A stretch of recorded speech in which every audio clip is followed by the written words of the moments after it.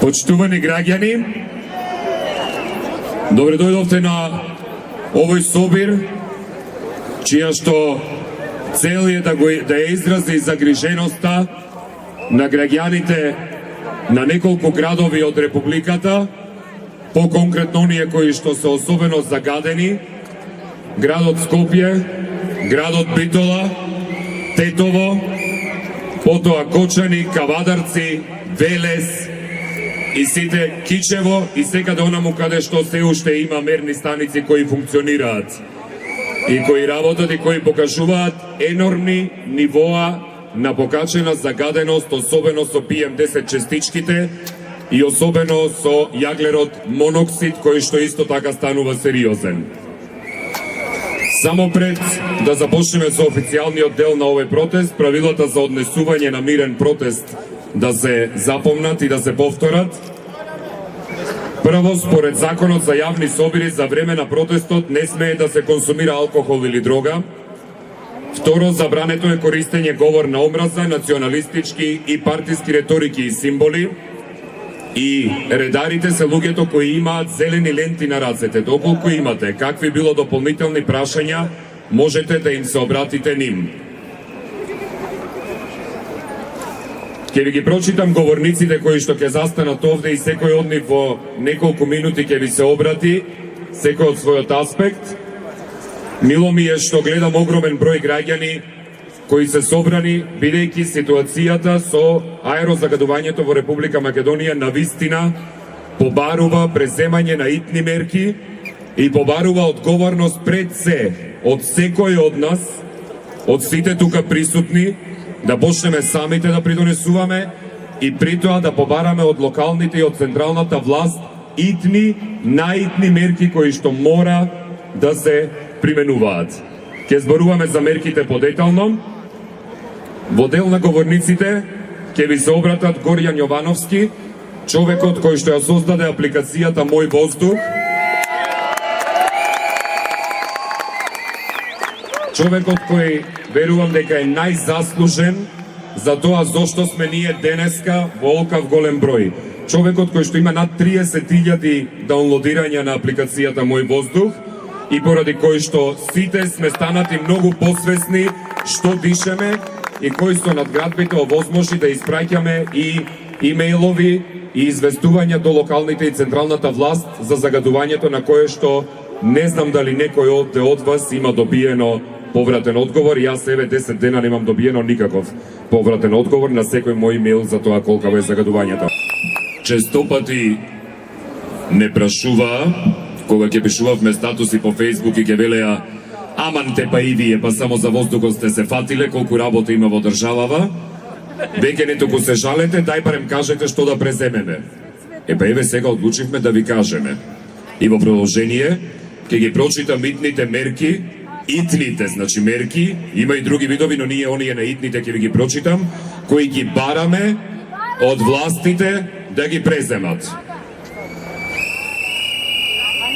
За секторот сообраќај, да се изработи план за режим на сообраќај кој ќе се активира веднаш штом се надминат граничните вредности на загадувачки материи, доколку тоа трае подолго од 24 часа. Спроведувањето на планот треба да подразбира координација помеѓу надлежната општина, град Скопје, Битола, Тетово и другите градови и Министерството за внатрешни работи. Во овој план задолжително треба да биде вклучена мерка за намалување на цената на јавниот сообраќај во деновите со алармантно зголемени концентрации на загадувачки материи.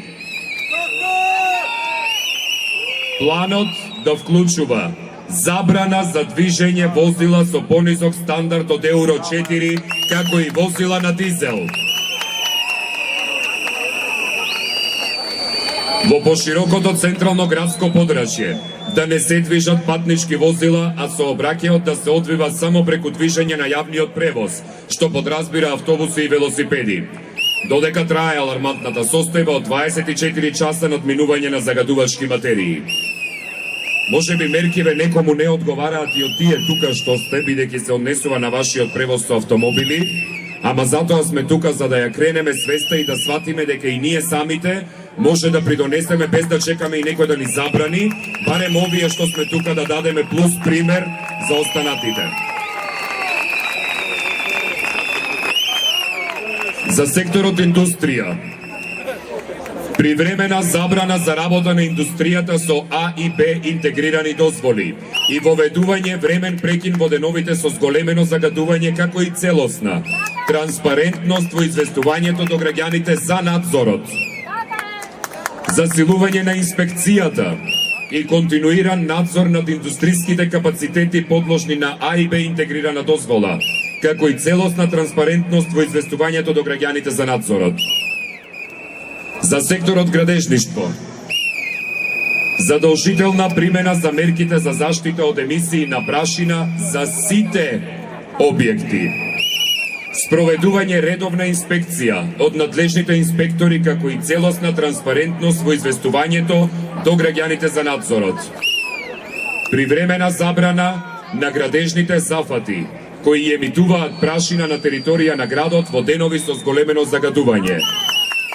А тоа би значило привремена забрана за скоро половина градови каде што се гради константно и без никаква комуникација за тоа како треба да се гради. Најважниот дел, пред да ви ја најавам следната говорничка. Доколку, значи ова слушнете го добро, доколку до 15 јануари ваквите итни мерки кои што ги бараме не се имплементираат, најавуваме блокади на сите градови кои што се загадени. За да не се задржуваме повеќе, добро е што сте сите со маски во суштина, бидејќи во овој период на настинки да не си пренесете вируси. Тоа е барем една позитивна работа на маската. Значи вака, итните мерки кои што ги предложивме до владата, само да им дадеме, да им обрнеме внимание на властите, бидејќи тие не советуваа дека ни останало да се молиме да дувне ветре или да падне од дожд. Не, нема да се молиме да дувне ветре, туку бараме владата, бидејќи е 21 век, а во 21 век има мерки како да се спроведат работите за да се уништи загадувањето во еден град, како што е Скопје, Битола, Тетово. Бараме итните мерки да бидат спроведени. Рокот кој што ви се одбројува е до 15 јануари. 15 јануари. Доколку до тогаш не се поднесат итните мерки, ќе бидат блокирани градовите кои што имаат последователно загадување во Република Македонија.